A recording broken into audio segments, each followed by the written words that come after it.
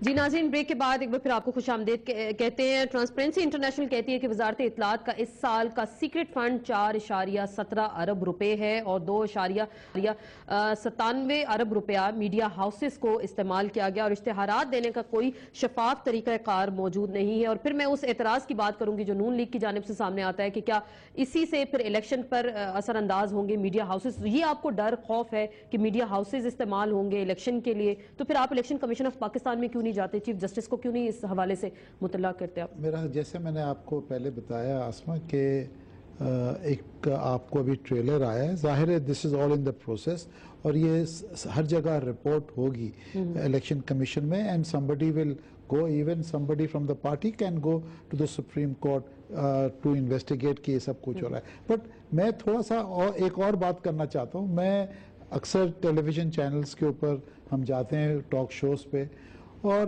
اکثر میں نے یہ سنا ہے کہ جو سٹاف ہے ان کو 3-4 مہینے کی سیلریز نہیں ملتی، بالکل سٹاف کو، اور important channels, top 10 top 15 channels میں۔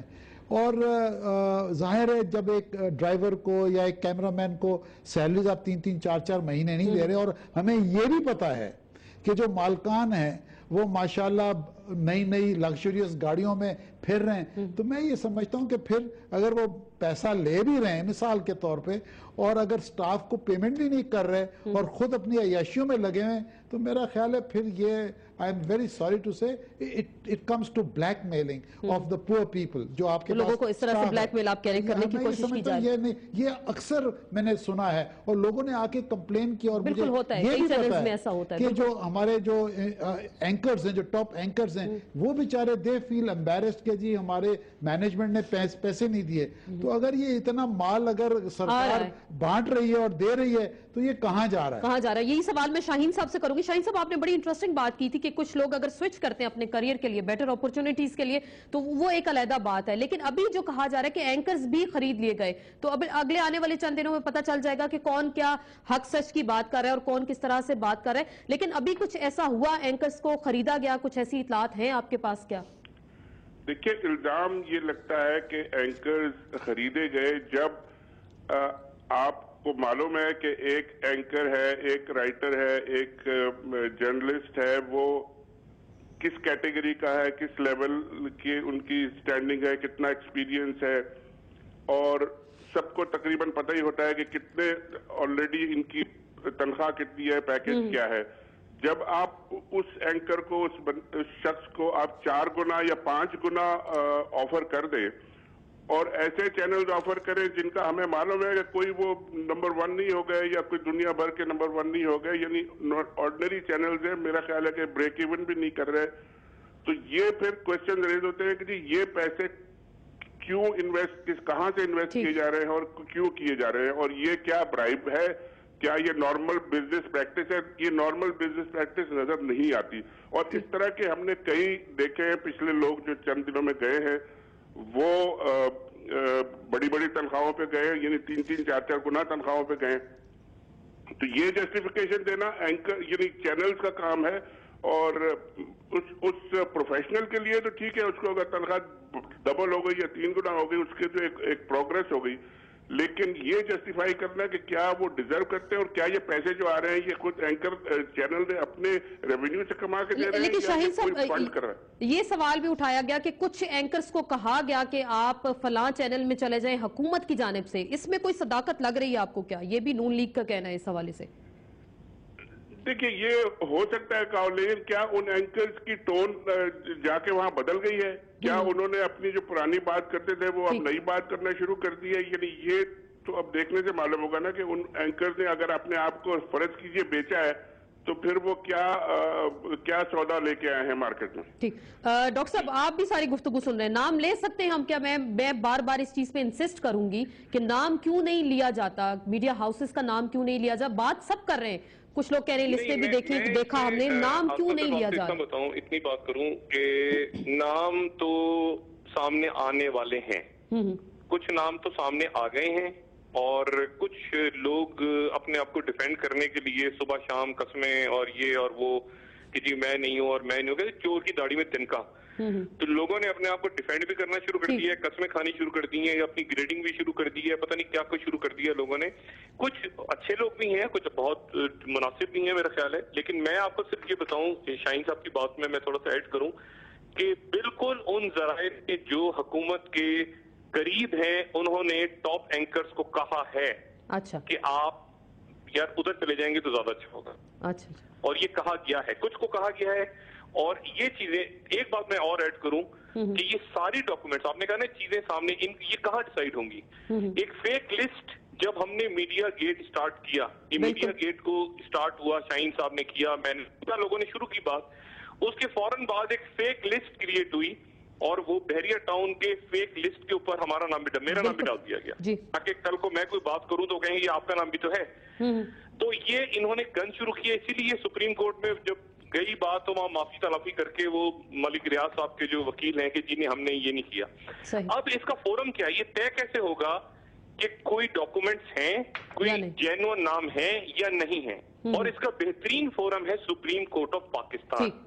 اور میں یہاں پہ آپ کو ایک اطلاع دے دوں اور کیا اپنا اندازہ ظاہر کر دوں کہ اگلے چند روز میں بے شمار ڈاکومنٹس, بے شمار کاغذات سپریم کورٹ آف پاکستان میں لینڈ ہونے والے ہیں. That is the best forum. اور اسی لیے حکومت نے ایک عجیب و غریب, اور وہ میں حیران ہوں کہ خورشید شاہ صاحب نے کیا بات کی کہ انہوں نے کہا کہ جی اگر چودھری نثار کی میڈیا بکا تو میڈیا خود بتائے وہ کتنے میں. اس کا مطلب ہے کہ میڈیا کو بیچنے کے ثبوت بھی انہوں نے اپنے پاس رکھے ہیں اگر کوئی ایسی چیز ہوئی ہے.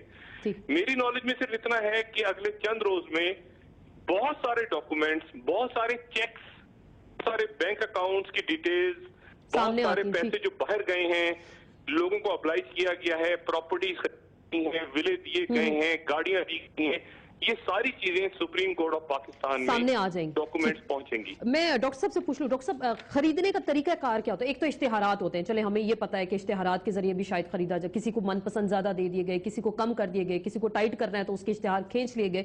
تو اشتہارات, اور دوسرا اور کون سے طریقہ کار ہو سکتے ہیں خریدنے کے چینلز کو؟ جو اپوزیشن کی طرف سے الزام لگایا جا رہا ہے وہ دو ڈیفرنٹ لیولز پہ لگایا جا رہا ہے. ایک لیول تو ہے مالکان کا کہ چینلز کے مالکان کو خریدا گیا یا ان کے اوپر اثر رسوخ رکھا گیا, خریدا گیا.